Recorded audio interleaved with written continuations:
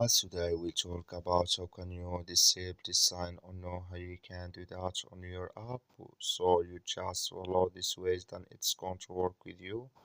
So all you have to do, so you just go down here, click here on your name down here. When you just click on it, it's going to take you to this list. It's going to show for you like this.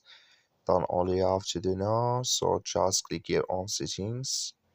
So then it's going to take you to next here. Then all you have to do now, just click here on notifications here. Then it's going to take you to this list. You click here on Fastic punch report. So then you come to Fastic punch report notifications. Click in this sign or this color. So like you see color, it's gone. That's mean here Fastic punch report notifications disabled with us now.